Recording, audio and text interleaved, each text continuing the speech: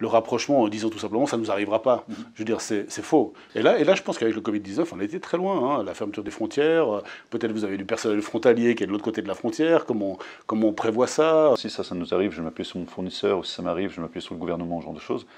Le fournisseur il est aussi en crise, le gouvernement est aussi en crise. Et donc ce qui est très important, c'est que quand on a un risque de ce type-là, il ne faut pas se dire que... Enfin, il faut trouver des solutions pour être autonome.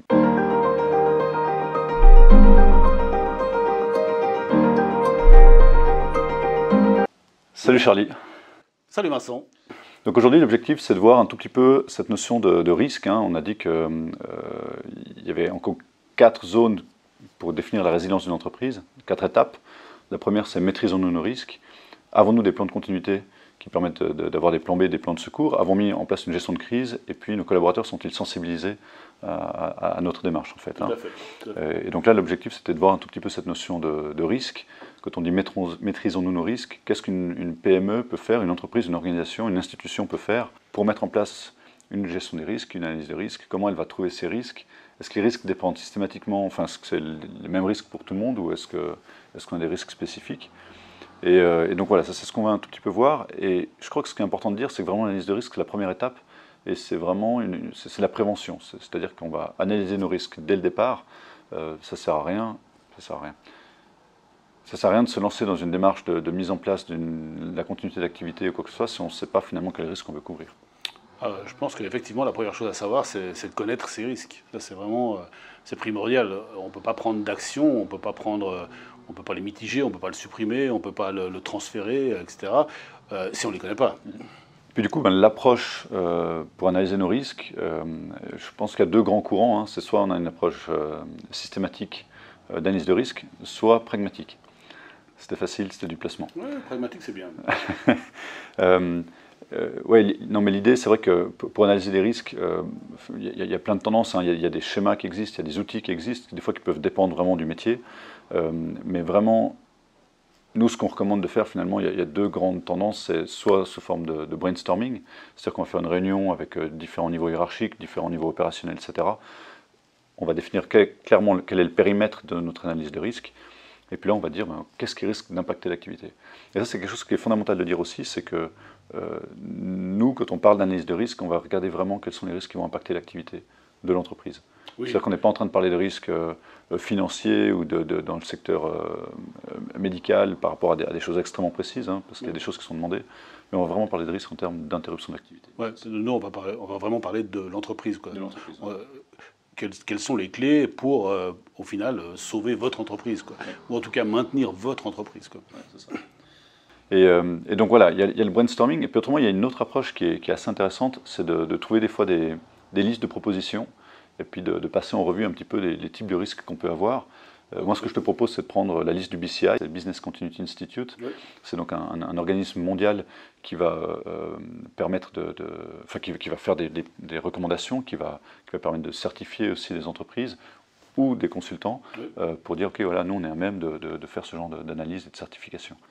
L'intérêt de ça, c'est qu'en fait, ils sont des consultants dans le monde entier, et puis ces gens-là rapportent en fait les problématiques au niveau du BCI, et ça leur permet de faire des statistiques mondiales. Ouais, donc vraiment, c'est pas spécifique à... Alors bien sûr, après on peut le faire par pays, etc.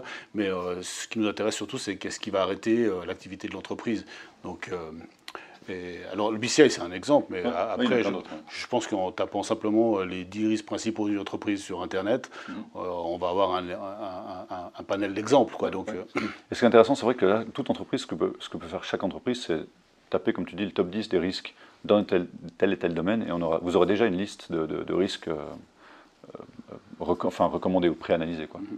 Moi, je propose, c'est qu'on passe rapidement en revue, alors c'est pas exactement le top 10, mais ceux du BCI, ce qu'ils ont mis en évidence, alors c'était ceux de 2019, mais voilà. Le premier risque, c'est tout ce qui est interruption non planifiée de tout ce qui est IT et télécom. Donc, en gros, tout ce qui est l'infrastructure informatique ou le système d'information de l'entreprise. Ouais. Les pannes, je veux dire, les attaques, etc., tout ça, c'est pas planifié. Une panne, on la planifie pas. L'attaque, on la planifie pas. Donc, effectivement, il y a ce type de risque à couvrir, quoi. Donc, il faut les connaître. Puis, ce qui est fondamental, c'est qu'aujourd'hui, l'informatique, j'ai envie de prendre un résumé, hein, un raccourci, mais toutes les entreprises sont concernées par l'informatique. L'IT, aujourd'hui, c'est un risque qu'on ne peut pas éviter et qu'on ne peut pas négliger.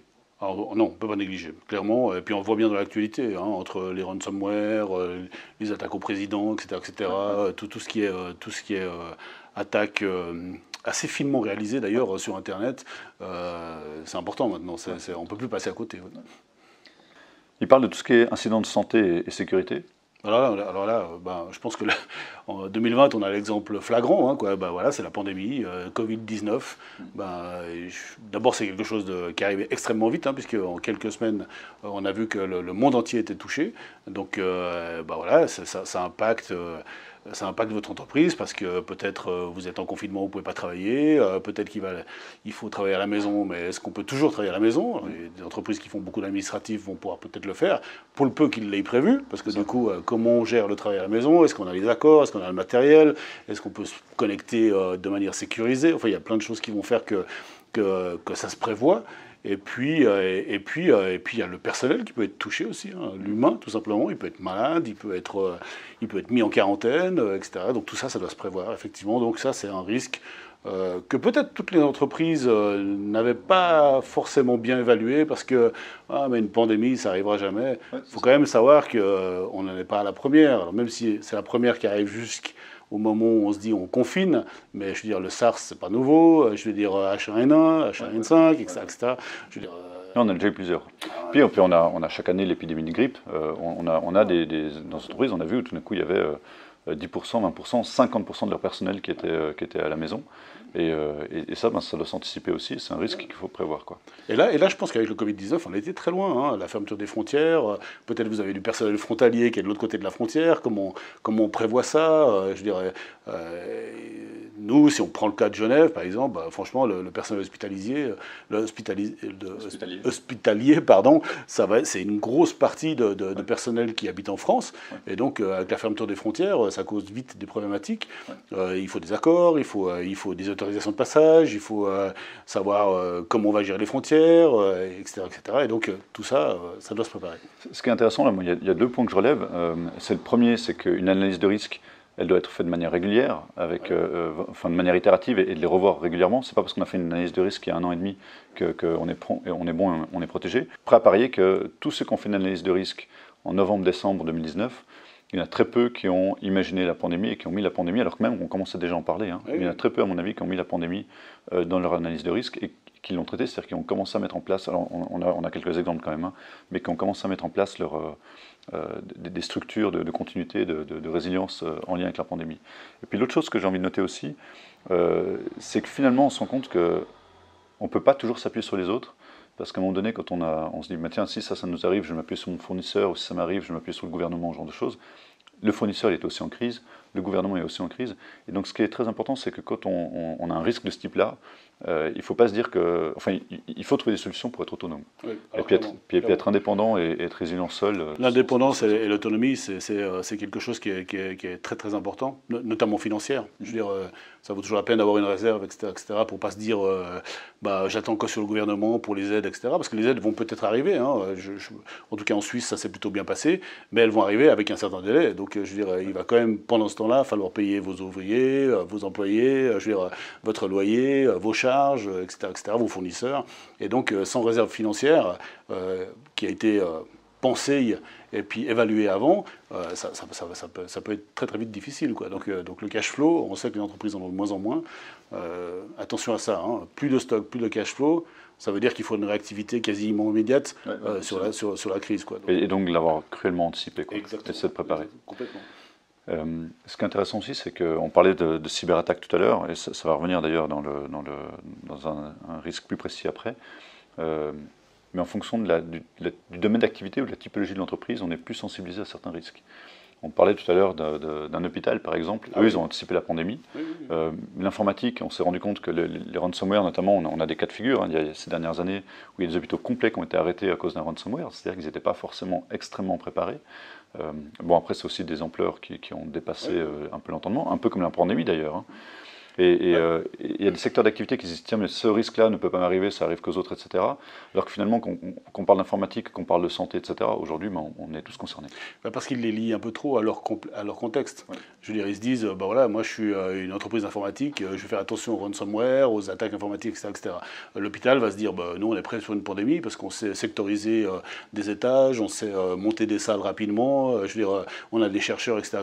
Mais l'hôpital n'est pas préparé pour une attaque informatique, souvent. Ouais. Je veux dire, parce que ça sort de leur contexte. Et la même chose pour une boîte informatique où elle va se dire ok, ben, nous on fait très attention à tout ce qui peut être attaque informatique parce qu'on a les données des clients, on a les données des entreprises, etc. Mais au fait, si une pandémie les atteint, eux, souvent ils n'y ont pas pensé. Et donc ce que j'aurais tendance à dire, c'est quand on fait une analyse de risque, ne faites pas le rapprochement en disant tout simplement ça ne nous arrivera pas. Je veux dire, c'est faux. Une analyse de risque, ça doit toujours être empirique. Quoi. Bon, après, on peut considérer qu'on accepte ce risque. C'est une manière de traiter le risque, c'est de l'accepter. Tout à fait, si on l'accepte, souvent avec perte et fracas. Hein, donc, il y a tout ce qui est manque de ressources et compétences clés. Et ça, c'est vraiment un point important. Hein. Et ça s'est vu dans la pandémie, c'est qu'aujourd'hui, s'il y a une personne en quarantaine et qui est primordiale dans l'entreprise, ben, l'entreprise, des fois, ne peut plus travailler. Ah oui, alors c'est clair, enfin, ou certains secteurs de l'entreprise, où des décisions ne peuvent pas être prises, ou ce genre de choses. C'est clair, tout à fait. Et puis, dans les cas de pandémies plutôt violentes, comme c'était le Covid-19, surtout au début, parce que maintenant on voit qu'on a quand même beaucoup moins de personnes dans les centres hospitaliers, je vais y arriver avec ce mot, hein, ou simplement de morts dans les hôpitaux. Mais on voit quand même que ça peut être vite problématique, parce qu'au début, ça a été un carnage. Quoi. Ouais, je veux dire, on a des gens qui sont morts très rapidement. Je veux dire, c'était entre 7 et 8 jours entre le moment où ils étaient hospitalisés et le moment où ils sont décédés. Ouais. Et dans ce laps de temps-là, ils ne voyaient personne. Ils étaient complètement mis à l'isolement, en quarantaine, etc., dans des soins intensifs, même dans le coma, et je veux dire, entubés, etc. Donc, qu'est-ce que ça veut dire? Ça veut dire que... Intubé. Intubé. Il faudra couper. Ils étaient même... intubés, et donc ça veut dire que ces personnes-là ne sont pas en capacité de transmettre un mot de passe, de transmettre un savoir, etc. Et donc cette personne qui est une personne clé pour l'entreprise, eh ben, elle est plus disponible. Ouais, c'est ça. Oui, on avait eu le cas à un moment donné d'un responsable financier hein, oui. qui avait le code bancaire pour se connecter, pour faire la transmission des salaires, et il a fallu trouver des alternatives, et de rentrer en contact avec la banque, pour autant qu'elle soit disponible et pas en crise elle-même, etc., exactement. Pour récupérer ses codes d'accès. Ce sera le cas dans une pandémie. Ça peut prendre du temps. Parce que ce qu'il faut bien penser, c'est que nous, on est impactés, mais toutes les personnes auxquelles on aura besoin à l'extérieur, et c'est là qu'on revient sur l'autonomie, je veux dire, eh bien, elles sont impactées aussi. Je veux dire, une pandémie, ça touche tout le monde.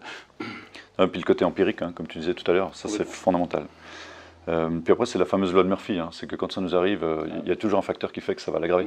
Mais finalement, c'est logique, parce que s'il était juste malade et puis qu'il aurait pu transmettre le mot de passe par téléphone, bah, finalement, on ne se serait même pas rendu compte de ça.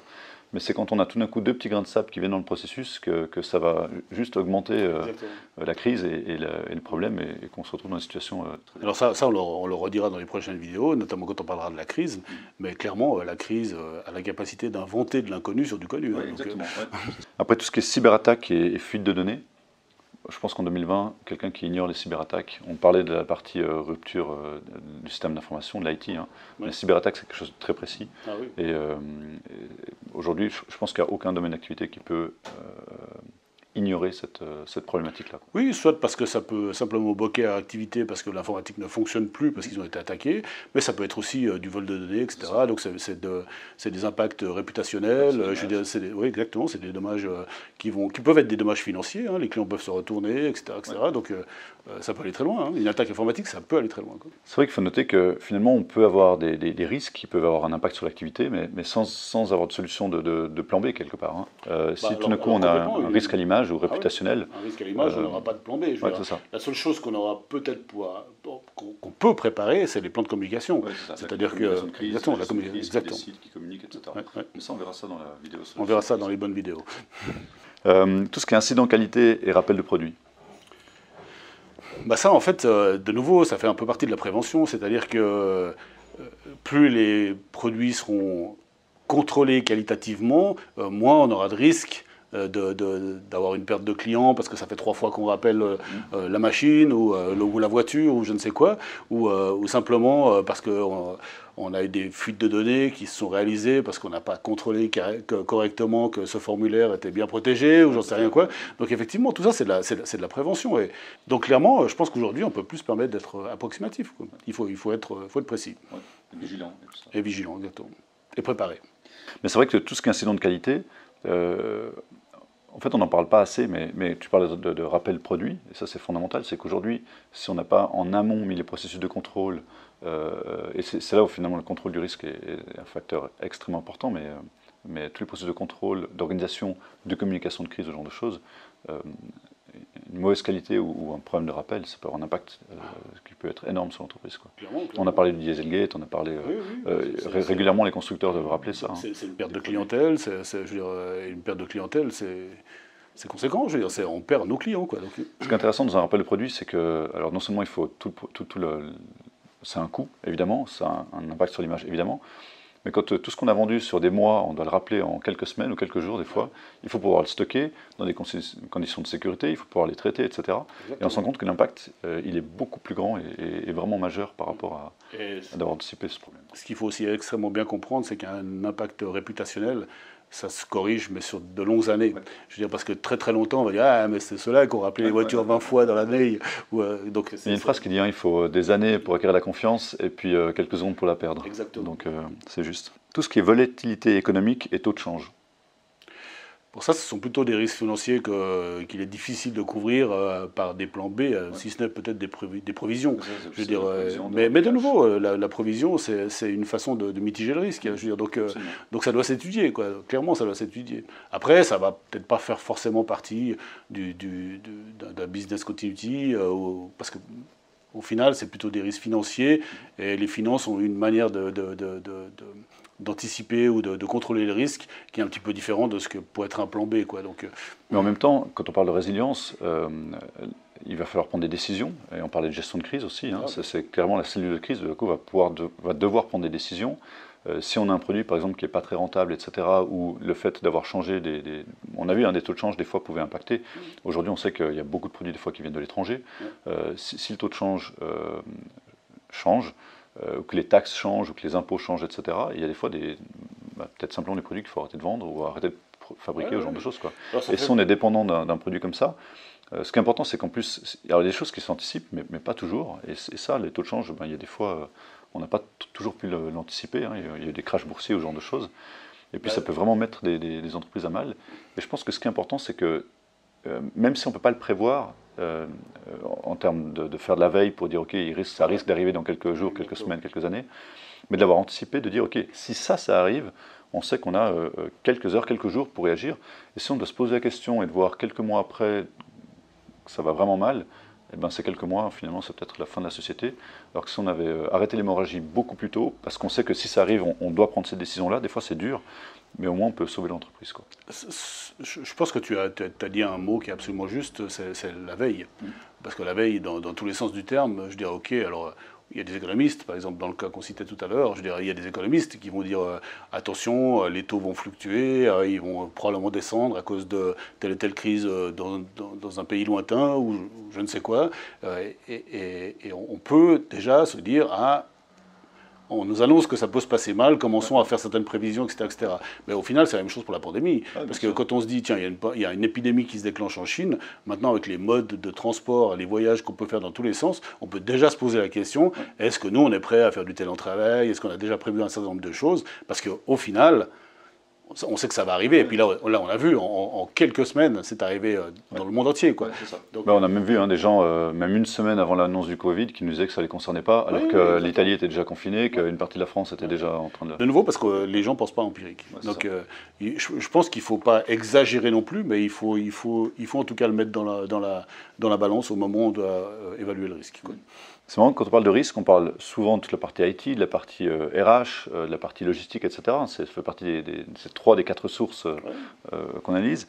Et il y en a une dont on parle vraiment rarement et qui est fondamentale, et je pense qu'on a d'excellents exemples en ce moment, c'est tout ce qui est pénurie de ressources en matières premières notamment. Et là, dans la pandémie, on a vu qu'il y a quelque chose de tout simple, hein, le masque. Aujourd'hui, on n'a pas anticipé. Et puis, quand on dit, ben voilà, maintenant pour aller travailler, il faut porter le masque, ou pour aller faire ses achats, il faut porter le masque, ou pour aller là, il faut porter le masque, et qu'on n'en a pas, parce qu'on n'a pas de réserve. Alors ça, c'est un cas facile qu'on a vécu en ce moment.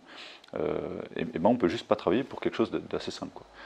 Maintenant, c'est vrai que l'aspect fournisseur, hein, dans les 4 ressources qu'on analyse, c'est quelque chose de fondamental, parce qu'on est fort dépendant sur un produit pour le fournir, ou pour fabriquer notre produit à nous en matière première, etc. Un fournisseur unique, c'est extrêmement délicat, quoi. Alors on l'a vu en fait aussi que, typiquement, si on revient au Covid, parce que c'est quand même d'actualité, qu'au moment où les gens ont pris conscience, ils ont tous réagi de la même manière. Ils se sont dit, ok, on va faire du télétravail. Sauf que tous ceux qui n'avaient pas prévu qu'il fallait des ordinateurs portables, des connexions Internet à la maison, qu'il fallait un VPN pour sécuriser les accès, etc., le bon nombre de licences, etc., ils se sont rendus compte que si une licence, c'est encore assez facile parce qu'on peut l'acheter sur Internet et puis c'est des robots qui finalement nous répondent, quand il va falloir acheter des PC portables tous en même temps, parce que quand le monde entier va devoir acheter des PC portables dans une usine qui est arrêtée depuis 3 semaines en Chine, c'est ça. C'est là qu'on va se dire, il faut prévoir avant, quoi. Clairement. Si on prend le cas de la Chine, par exemple, où ils ont été arrêtés à peu près 3 semaines avant nous, c'est-à-dire qu'eux, ils ont eu un arrêt parce qu'ils ont été en confinement beaucoup plus tôt, c'est-à-dire qu'ils n'ont plus produit. Donc nous, on était en pénurie. Mais au moment où eux, ils ont redémarré la production, parce qu'il y a un décalage entre l'Est et l'Ouest, et ben eux, ils n'avaient pas de clients. Parce que tous les clients qui devaient peut-être acheter quelque chose, ils étaient confinés. Donc je dirais, c'est aussi quelque chose qu'il faut prévoir. C'est pour ça que vraiment, l'analyse de risque, c'est quelque chose c'est une réflexion qui doit se mener, à mon avis, en tout cas en brainstorming, et pas tout seul de son côté, parce que plein de gens ont des idées, et justement le côté assez empirique, en se disant, ok, ça redémarre, c'est bien, mais est-ce qu'on redémarre tous? Est-ce que nos clients redémarrent? Mais est-ce que nos fournisseurs redémarrent? Et je veux dire, il faut prendre ça vraiment dans la vision très large, et surtout systémique, quoi. C'est vraiment un système, quoi. Donc, il y a un dernier point que j'aimerais prendre encore, hein, c'est le changement réglementaire. Ça, c'est vrai que c'est quelque chose, de un, qui s'anticipe complètement, pour autant qu'on se tienne un peu au courant, etc. On ne peut pas l'éviter. Un des derniers changements réglementaires importants, où il y a une espèce de panique, hein, on l'a vu notamment chez des clients, c'est la RGPD, par rapport à la protection des données, qui impacte le règlement européen, la Suisse évidemment aussi, indirectement. Et puis, et là, on a vu qu'il y a des gens qui ne l'avaient pas anticipé, alors que c'est quelque chose qui était annoncé, documenté, prévu. D'autant plus que c'est quand même, suivant le type d'entreprise, quelque chose d'assez lourd à mettre en place. Donc tous les gens qui se sont pris au dernier moment, ils ont été en difficulté, clairement, quoi. Voilà, donc une fois qu'on a fait une analyse de risque et qu'on a pensé à différents types de risques, hein, et qu'on les a notés par rapport vraiment à notre structure, donc on a fait ce qu'on appelle l'identification du risque. Après, il y a une deuxième étape qui est l'évaluation du risque. Alors là, de nouveau, il y a plein de méthodes qui existent, hein. Pour l'évaluation des risques, c'est dire, ok, qu'est-ce qui est critique, qu'est-ce qui est hautement probable que ça arrive, etc. Puis on va pouvoir donner des indices de risque pour pouvoir prioriser les risques, hein. C'est ça qui est important finalement. Et puis finalement, des fois, il y a une autre chose simplement pour prioriser des risques, c'est simplement le bon sens et puis le feeling.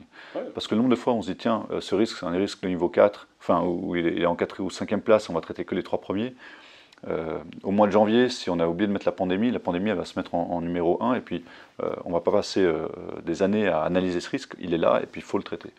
Donc des fois, j'ai assez envie de dire que l'évaluation des risques, c'est extrêmement important, pour savoir un tout petit peu des priorités, puis des fois, on doit quand même se justifier, hein, suivant quelle entreprise. On a des comptes à rendre plus haut, mais des fois, un peu de bon sens, ça peut aider. Mais c'est vrai qu'un des facteurs, alors on va faire une vidéo dédiée aussi sur l'analyse de risque, hein, et comment ça marche et quelles sont les méthodes qui peuvent exister. Mais le grand classique, c'est l'impact et la probabilité qui vont permettre de dire ce qui est très probable, on aura un niveau 4 par exemple, ce qui est peu probable, un niveau 0, et puis on va définir un indice comme ça. Quatrième étape, c'est le traitement du risque. Donc là, il y a un risque, la première chose, c'est qu'on peut l'accepter. On ne fait rien, on sait qu'on a ce risque qui est sur notre tête, et puis on va vivre avec. On peut annuler le risque, hein. Un des exemples qu'on a donné, hein, c'était une boutique qui a pignon sur rue et qui se dit, tiens, maintenant, plutôt que de vendre à mes clients localement, c'est aussi d'essayer de vendre sur Internet. Forcément, d'aller de nouveaux risques, hein, de cyberattaques, etc., d'être en ligne, et des fois, ça a aussi un impact. Et puis, une des manières d'annuler un risque, hein, c'est d'arrêter de faire de la vente en ligne, par exemple. Voilà, c'est de supprimer l'activité. C'est ça, supprimer l'activité. Alors, des fois, c'est pas possible, hein, ça peut être notre activité principale, mais c'est un exemple d'annulation du risque. On peut transférer le risque. Alors ça, c'est typiquement de prendre une assurance, de dire, voilà, si ça m'arrive, un des transferts majeurs, hein, c'est l'incendie. Si nos locaux brûlent, on a une assurance qui va nous payer des nouveaux locaux. souvent, quand on transfère un risque, notamment une assurance, c'est quelque chose de fondamental à prendre en compte. Il y a des assurances qui vont effectivement couvrir les dégâts, qui vont couvrir peut-être la perte de production, etc. Mais il y a une image au niveau des clients. Quand on peut pas fournir, quand on ne peut pas livrer ce qu'on a promis de livrer dans les délais, il y a un impact. Peut-être que notre client il va simplement choisir de passer par un autre fournisseur, un autre prestataire. Et puis ça, il n'y a personne qui nous le compense. Et plus le délai, parce qu'en fait, l'assurance va vous dire, OK, on reconstruit votre immeuble ou votre usine, ou comme ça, mais pendant les 2 ans de construction, il se passe quoi? Oui, c'est ça. Et là, on a vu, en discussion notamment avec des assurances par rapport à tout ce qui est cyber-risque, ou ce genre de choses, le fait de mettre en place des moyens de mitigation du risque, c'est un des traitements qu'on va voir, ça peut être des raisons de négocier avec son assurance pour dire, voilà, nous, avec tout ce qu'on a mis en place, de faire baisser la prime d'assurance. Donc l'assurance, elle est fondamentale et on n'y échappe pas. Par contre, c'est pas parce qu'on a pris une assurance qu'on est couvert et puis qu'on va continuer à vivre si quelque chose arrive. C'est pas parce que vous avez une assurance en voiture que vous n'aurez pas d'accident. C'est ça, c'est fondamental. C'est un très bon exemple. Et puis voilà, le dernier point, c'est la mitigation du risque. Donc c'est de tout faire pour limiter ce risque. En informatique, ça va être un coup de mettre 2 serveurs en parallèle pour dire si un serveur tombe, on a l'autre. Ça peut être les antivirus, ça peut être de former les collaborateurs, ça peut être de faire des fois des audits pour dire ok, quels sont les trous de sécurité qu'on a, que ce soit les sécurités physiques, informatiques, etc. pour dire ok, maintenant qu'est-ce qu'on peut mettre comme moyen de mitigation, donc de faire baisser le risque et puis de continuer avec ça. Et puis finalement un risque, une fois qu'on l'a analysé, qu'on l'a évalué, qu'on l'a détecté, qu'on l'a mitigé, il est réglé, on n'a plus besoin de s'en occuper. Presque. Donc effectivement, il y a toute la partie suivi et contrôle. Donc mettre un contrôle sur le risque, c'est dire, ok, maintenant, on va quand même analyser pour voir si ça se produit. Alors ça peut être de la veille, parce que des fois, les risques peuvent aussi changer d'intensité en fonction de ce qui se passe dans le monde, chez les voisins. Un des risques dont on parlait tout à l'heure aussi, c'est par rapport aux fournisseurs ou aux locaux. Si on a un voisin, nous on a mis tout un système anti-incendie, par exemple de détection, d'alarme, de système à eau complètement automatique. Tout le monde est formé, tout le monde est dans l'entreprise, on est vraiment très très bien là-dessus.